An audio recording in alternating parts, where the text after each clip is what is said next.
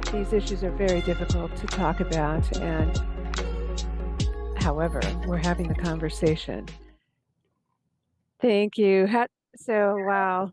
How do you keep going? You personally, like, how do you keep going through this? There's no complacency in any of this, and you're doing this all day long. So, how do you personally get through a day?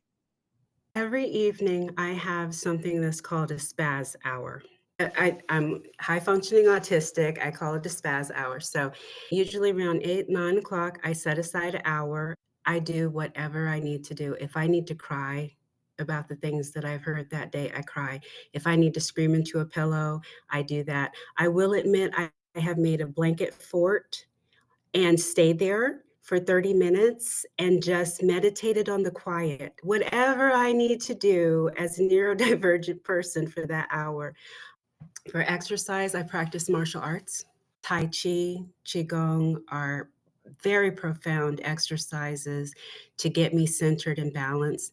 I also do sword fighting with katanas.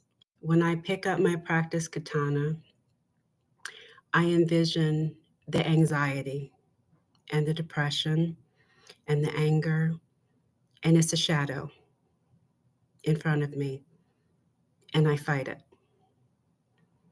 I fight it until those things are conquerable, that depression is not going to get me, the anxiety is not going to get me. Meditation is the cornerstone of my routine, which enables me to have the energy to do the martial arts, to have the energy to put a spaz hour in place on my schedule that I adhere to. I actually studied with the Nechang Foundation and Monastery for a number of years. They have a branch in New York City, and I trained in Heart Sutra and Diamond Cutter Sutras. Negative things do not get to rent space there for free. They get evicted.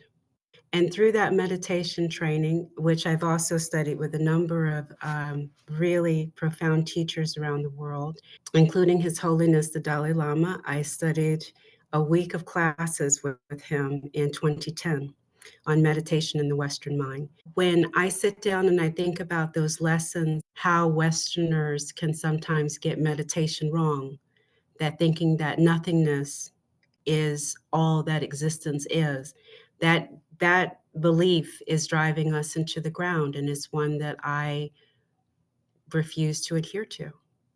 I am an instrument of the light, and I fight the darkness with my martial arts.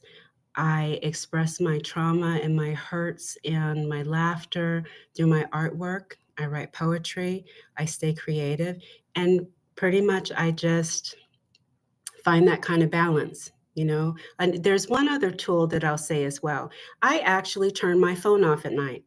It goes off at 10 o'clock, it goes off, and people will contact me and they'll say, Magdalene, I tried to do this. Like, I'm working with people in 8 different time zones. My phone goes off at all hours. I would get no sleep.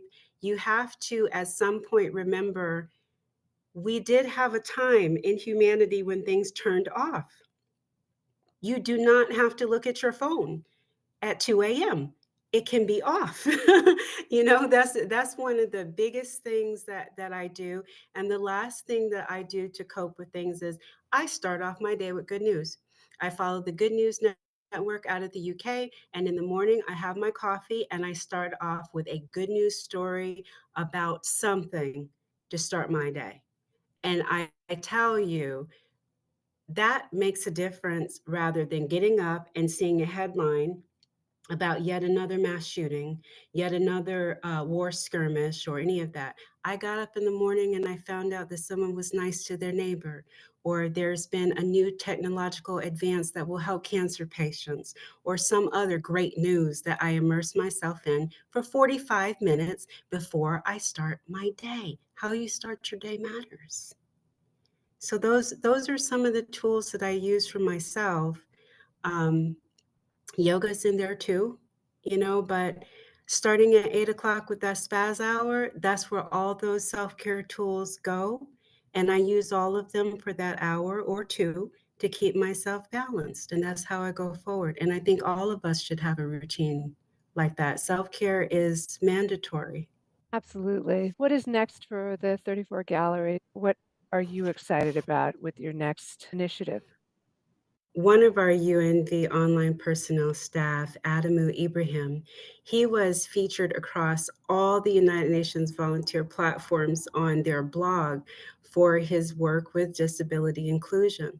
So this is just showing that you can be someone from any walk of life and be recognized at a very high level for the work that you do with us.